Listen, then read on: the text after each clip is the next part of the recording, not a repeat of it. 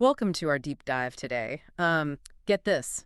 We're going to explore a U.S. government RFP. Ooh, That's a request for proposal. And this one's from the EPA, the Environmental Protection Agency. You might not think government paperwork would be exciting, but trust me, this one's full of surprises. It's like basically a roadmap to understanding how the EPA works and what they expect from the folks they hire. it's like peeking behind the curtain. These RFPs are full of fascinating details, little details that reveal how the agency operates.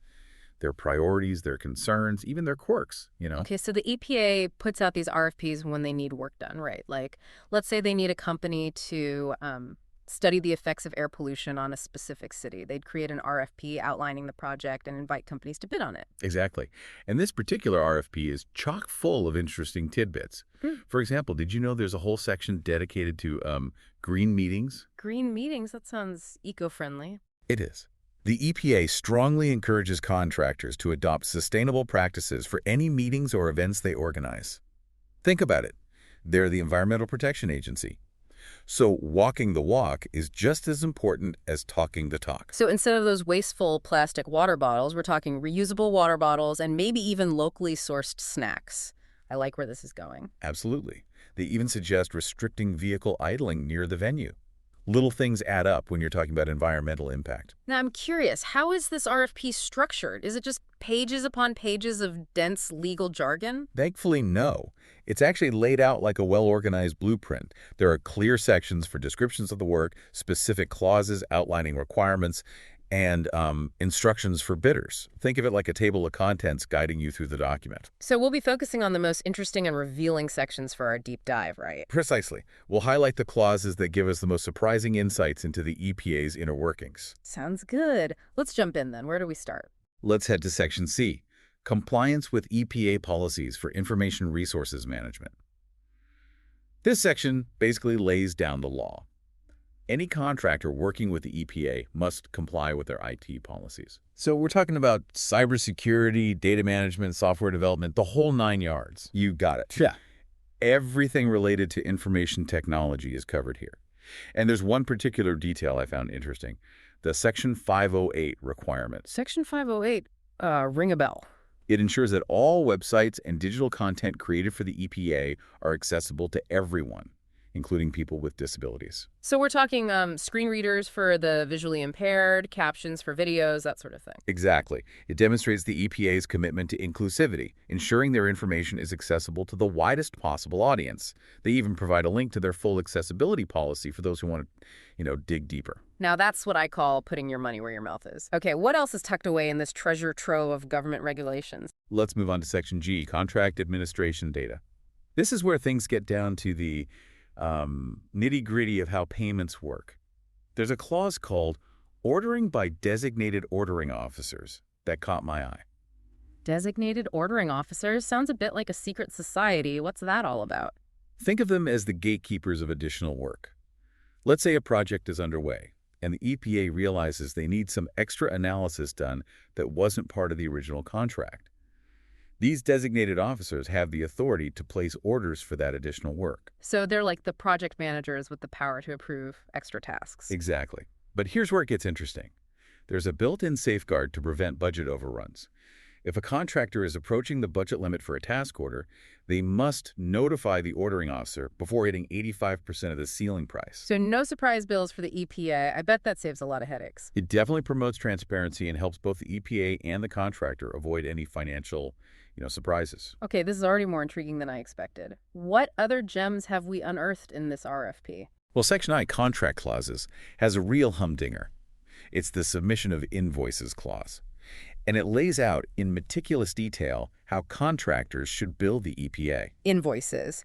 Don't tell me the EPA has a preference for Comic Sans font. Not quite, but they're definitely specific. We're talking designated forms like the SF-1034 and SF-1035 with instructions on how to fill out each field. You can't even deviate from the script on this one. Wow.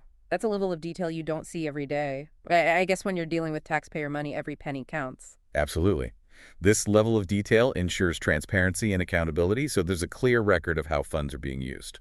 Now, I'm curious about the physical stuff involved in a project. Equipment, materials, all that jazz. Yeah. Does the EPA have any rules about that? You bet they do. There's a whole section on government property. Sounds like a logistical nightmare, keeping track of all that stuff. It's definitely detailed. The EPA requires contractors to keep meticulous property records, conduct yearly inventories, and even a final inventory when the contract ends. And get this, there's a decontamination clause. Decontamination, what, are we talking hazmat suits and biohazard warnings? Not quite that dramatic, but the EPA takes environmental responsibility very seriously. Before returning any property, contractors have to certify that it's free of hazardous substances. So, no returning a truck covered in toxic sludge. Yeah. Good to know. It makes sense, though. They're setting an example for everyone to follow when it comes to environmental responsibility. Precisely. It's about walking the walk, not just talking the talk. All right, so we've covered IT, payments, property. What else is lurking in this RFP? Let's talk about something the EPA takes very seriously, conflicts of interest.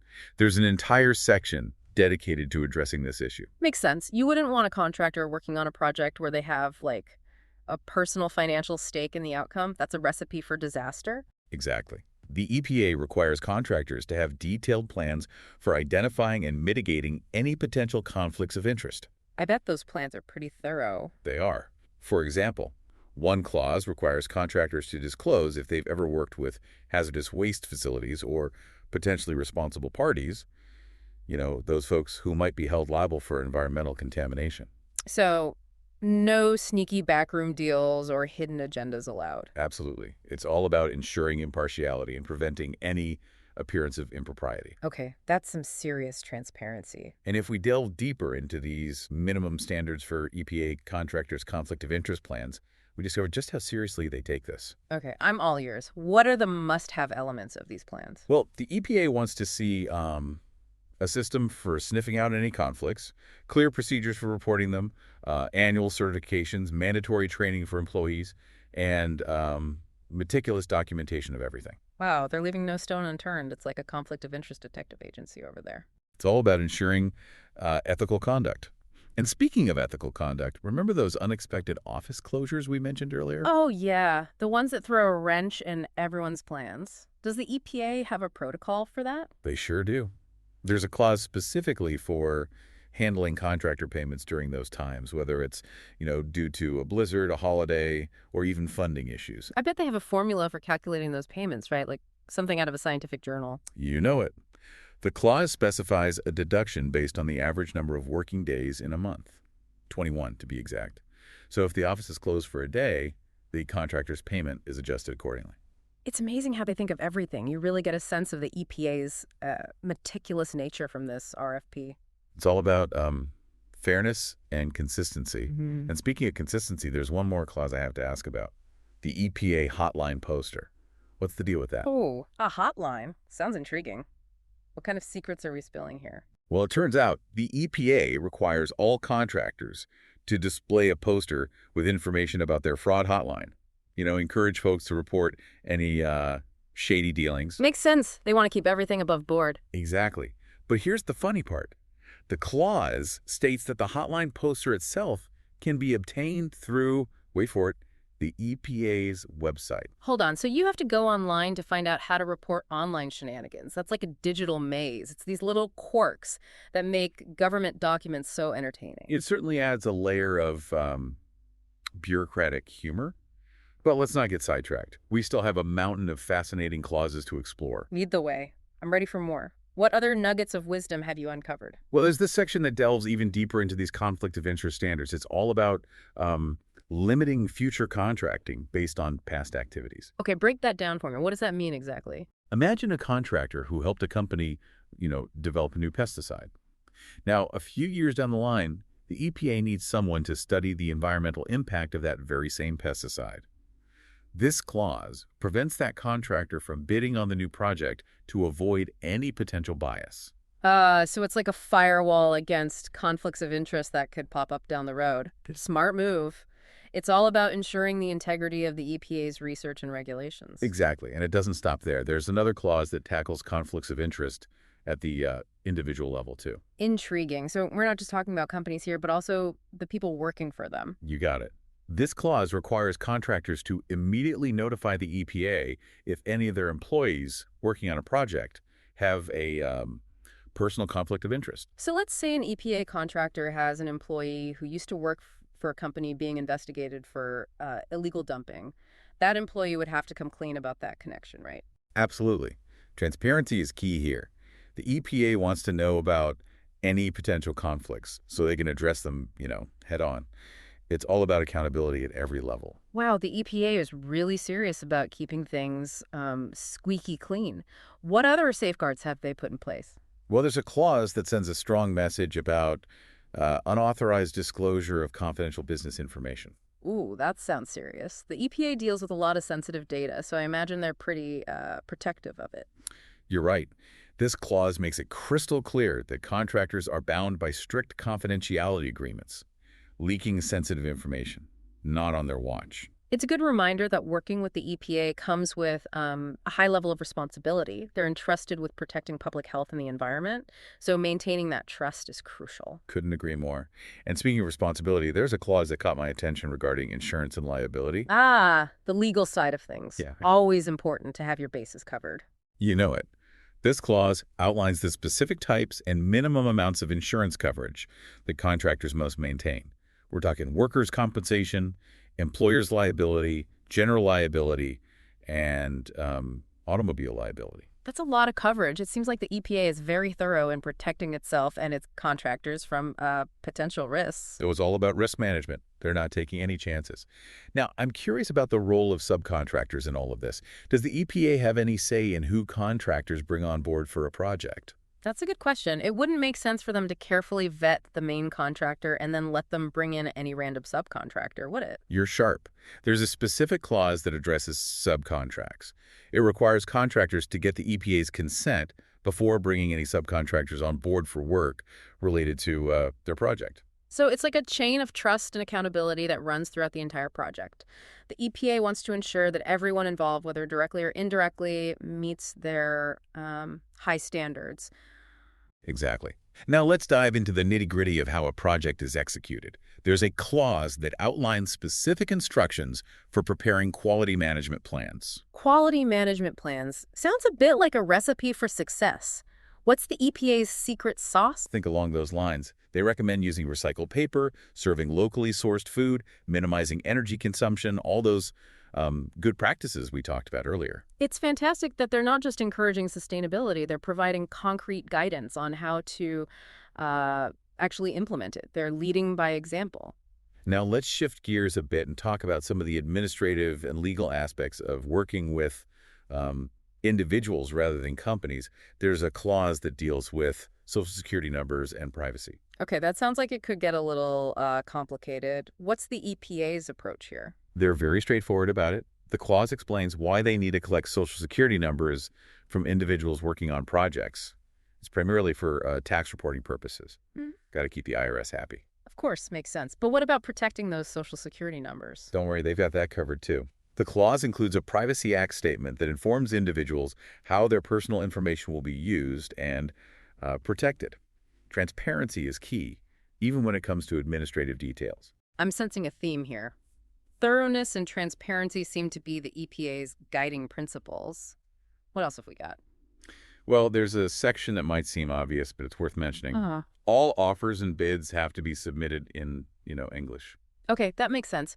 Given that it's a U.S. government contract, requiring English seems pretty straightforward. Exactly. It's all about clear communication and avoiding any potential misunderstandings due to language barriers. So we've covered a lot of ground here: conflicts of interest, sustainability, administrative procedures. Is there anything else that surprised you in this RFP? There's one more section I want to highlight.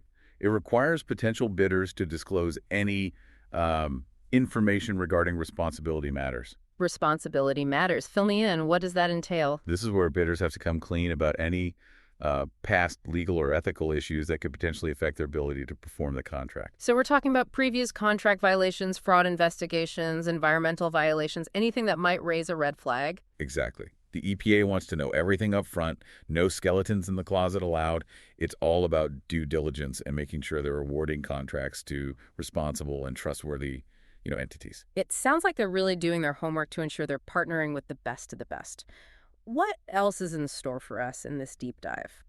Well, let's talk about Intellectual property. There's a clause that deals with the representation of limited rights data and restricted computer software. Ooh, intellectual property. That's a big one. Arr. What's the EPA's stance on that? They're very clear about it. This clause outlines the rights and restrictions related to data and software used in the project. It ensures that both the EPA and the contractor are, protected and their intellectual property is respected. So no stealing code or claiming ownership of data that doesn't belong to you? Exactly. It's all about clarity and respecting everyone's intellectual property rights. Now, I'm curious about the EPA's own sustainability practices. Do they hold themselves to the same high standards they expect from contractors? You bet they do. In fact, there's a clause that requires contractors to comply with the EPA's own environmental management system. So they're not just preaching sustainability, they're practicing it too. That's really walking the walk. Absolutely. Yeah. This clause requires contractors to adhere to the EPA's own environmental policies and procedures, ensuring that the entire project is carried out in an environmentally responsible manner. I'm really impressed with the EPA's commitment to sustainability. It's not just a buzzword for them, it's ingrained in their operations. Now, let's talk about transparency in government spending. There's a clause that addresses reporting executive compensation and first-tier subcontract awards. Okay, transparency is always a good thing. What does this clause entail? It's all about accountability. This clause requires contractors to report the compensation of their top executives and the details of any major subcontracts awarded under the project. So the public can see where their tax dollars are going. I like it. Exactly. It's about promoting transparency and preventing any potential misuse of funds. Transparency and accountability. Two more themes that keep popping up in this RFP. What else have you got for me? Well, in this age of cyber attacks and data breaches, the EPA isn't taking any chances. There's a clause dedicated to the basic safeguarding of covered contractor information systems. Cybersecurity. I knew this had to come up at some point. What kind of digital defenses are we talking about here? The EPA doesn't mess around when it comes to protecting sensitive data. This clause outlines a whole arsenal of security measures that contractors must implement. Firewalls, intrusion detection systems, data encryption, the works. It's like Fort Knox for government data. And it makes sense. With cyber threats constantly evolving, it's crucial to have robust cybersecurity measures in place. Absolutely. Now, remember those responsibility matters we discussed earlier? Well, there's a follow-up clause that requires contractors to provide updates of publicly available information regarding those matters. So it's not a one-time disclosure. It's an ongoing process. You got it. If a contractor has any changes in their legal or ethical standing, good or bad, they have to update the EPA.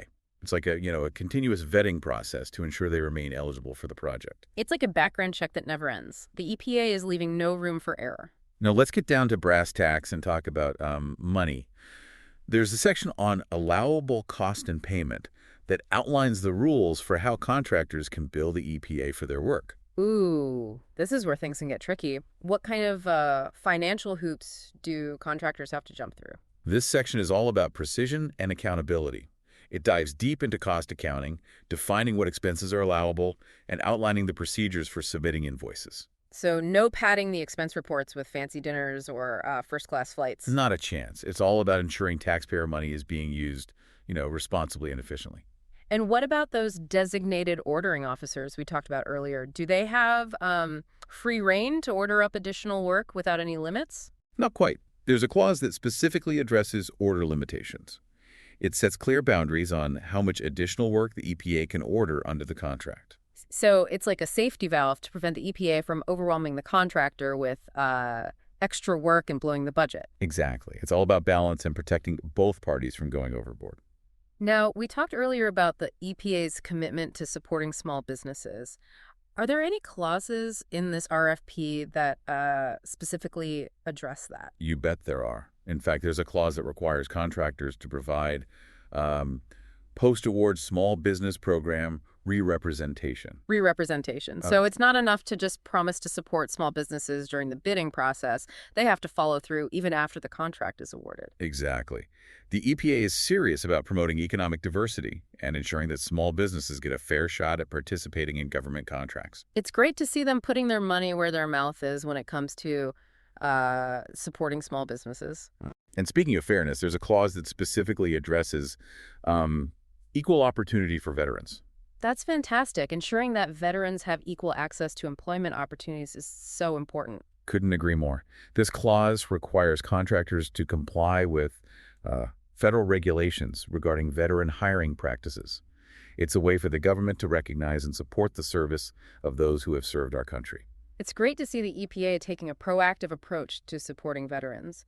What other groups do they prioritize in their contracting process? Well, they also have a clause dedicated to equal opportunity for workers with disabilities. Wonderful. It's all about inclusivity and creating a more equitable workplace for everyone. Exactly. This clause requires contractors to comply with federal regulations regarding disability hiring practices. They're committed to building a diverse and inclusive workforce. Okay, so we've covered a lot of ground here, from conflict of interest protocols to sustainability practices to diversity initiatives. What other fascinating details are hidden within this RFP? Let's talk about something that's absolutely essential in today's world. Employment eligibility verification. Ah, yes, making sure everyone working on the project is legally authorized to work in the U.S. That's a big one. You got it. This clause requires contractors to use the E-Verify system to verify the employment eligibility of their workers. So no cutting corners or hiring undocumented workers. Absolutely not. It's all about compliance with immigration laws and ensuring a fair and legal workplace. Now, we've touched on intellectual property earlier, but I'm curious about the specific details regarding data generated during the project. Who owns it? Who can use it? That's a great question. There's a clause that addresses rights in data general. It outlines the ownership and usage rights for any data generated during the project, ensuring that both the EPA and the contractor are clear on their, responsibilities. So no data disputes or ownership squabbles down the road. Exactly. Transparency is key, especially when it comes to something as, valuable as data. Now, we've talked a lot about payments, but I'm wondering about the specifics. What happens if the contract is structured on a time and materials basis? How are those payments calculated? Don't worry, the EPA has a clause for that too. It outlines how payments will be calculated for time and materials and labor hour contracts. So it's not just a free-for-all. There are specific guidelines to ensure fairness. Absolutely. This clause defines the hourly rates for labor and the procedures for billing for materials used in the project. It sounds like they've thought of everything. What about those situations where a contractor goes above and beyond? Are there any incentives for exceptional performance? You bet there are. There's a clause that specifically addresses performance-based payments. It outlines the criteria for tying payments to the contractor's performance rather than just the time spent on the project. So it's not just about clocking in and out, it's about delivering results. Exactly. It's all about incentivizing contractors to go the extra mile and deliver, high-quality work. Now, we all know that things don't always go according to plan. What happens if the EPA needs to make changes to the contract after it's been awarded? They've got a process for that, too. There's a clause that outlines the notification of changes procedure. It ensures that both parties are aware of any changes and that the contract remains, fair and equitable, even if things need to be adjusted along the way. So no surprises or one-sided changes. It's all about open communication and collaboration. Precisely. Now let's talk about efficiency and streamlining. There's a clause that deals with clauses incorporated by reference. Okay, that sounds a bit technical. What's the EPA's strategy here? Think of it as a shortcut. This clause allows them to incorporate other standard government clauses into the contract without having to, rewrite them all. It saves time and avoids unnecessary repetition. Ah, so it's like a legal copy and paste function. Exactly. But what happens if they need to deviate from those standard clauses? Well, there's a clause for that too, of course. Of course there is. The EPA wouldn't leave any stone unturned. You know it. This clause outlines the procedures for authorizing deviations from standard clauses, ensuring that any changes are, properly documented and justified. So flexibility with accountability. Sounds like a good balance to me. Now, before a contract can be awarded, the EPA needs to make sure they have the money to pay for it, right? That makes sense. You wouldn't want to start a project without knowing if you can actually afford it. Exactly. And that's where the award term and availability of funds clause comes in. It outlines the funding procedures and ensures that the contractor will be paid for their work. So no budget shortfalls or payment delays. That's reassuring. Now let's talk about how the EPA manages the actual work being done under the contract. There's a clause that outlines the procedures for issuing task orders for non-emergency work. So if the EPA needs the contractor to perform specific tasks, they have a clear process for ordering those services. Precisely. This clause defines the process for issuing task orders, ensuring that the contractor has, a clear understanding of what work is expected of them. It's like a to-do list for the contractor, but with official EPA approval. Exactly. And to ensure a fair bidding process, there's a clause that requires bidders to certify that they haven't colluded with other bidders to fix prices. So no price-fixing schemes or backroom deals allowed. Absolutely not. This certification of independent price determination clause ensures a competitive and ethical bidding process. Now, we talked about responsibility matters earlier, but I'm curious about how the EPA assesses a bidder's past performance. Do they take that into account? They absolutely do. There's a clause that requires bidders to disclose any previous contracts and compliance reports. It's all about transparency and accountability, allowing the EPA to evaluate a bidder's track record before awarding a contract. So bidders can't just sweep any past issues under the rug. Not a chance. The EPA wants to see the good, the bad, and the ugly.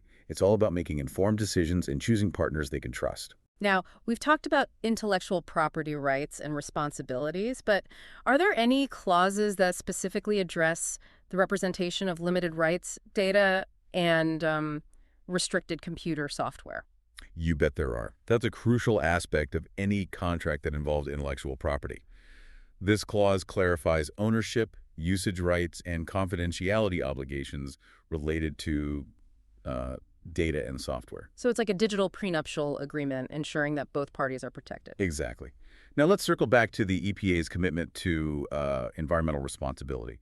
Remember that compliance with EPA policies for information sources management section we discussed earlier. Oh yeah, the one that covers all things IT. Well, there's a clause within that section that specifically requires contractors to adhere to the EPA's own environmental policies and procedures, even when it comes to their IT operations. So they're walking the walk in every aspect of their operations, right down to their computer systems. That's impressive. They're setting a high bar for environmental responsibility. And speaking of high bars, when a project wraps up, the EPA wants to make sure they have a clear record of what was accomplished. There's a clause that requires contractors to submit detailed final reports summarizing their work and findings. So no disappearing act after the project ends. They need to provide a comprehensive account of their work. Exactly. It's all about documentation, knowledge sharing, and ensuring that the EPA has a clear understanding of the project's, outcomes. Okay, so we've covered a lot of ground in this deep dive, from cybersecurity and data management to green meetings and conflict of interest protocols. But before we wrap things up, I want to touch on a few more key clauses that highlight the EPA's meticulous approach to contracting. Lead the way. I'm eager to hear what other gems you've uncovered. Well, let's talk about those designated ordering officers again. What happens if they need to issue a task order, but it's not like an emergency situation? They've got a process for that, of course. There's a specific clause that outlines the procedures for issuing task orders for non-emergency work. It ensures a clear understanding between the EPA and the contractor about the scope of the additional work. So no surprises or misunderstandings. Exactly. Clarity is key. And speaking of clarity, there's also a clause that deals with submission of invoices. Ah, yes. The all-important financial side of things. What are the EPA's rules of the road when it comes to billing? They're all about accuracy and timeliness. This clause outlines the procedures for submitting invoices, ensuring that the EPA receives all the necessary information and the contractors are paid promptly for their services. So no payment delays or lost invoices. Not if the contractors follow the rules. Yeah. Now, remember all that talk about government property earlier? Well, there's a clause that specifically deals with how that property is handled during the project. So we're talking about those detailed inventories and the decontamination clause? You got it. This clause outlines the responsibilities of both the EPA and the contractor regarding the repair, maintenance, and eventual return of any government-furnished property. It's like borrowing your friend's car, but with a lot more paperwork. You want to make sure you return it in the same condition you received it. Exactly. Now, sometimes the EPA provides data to the contractor to help them complete the project. There's a clause that addresses how that government-furnished data should be handled. So we're talking about data ownership, usage rights, and confidentiality obligations. You're getting the hang of this. It's all about protecting sensitive information and ensuring that it's, used appropriately.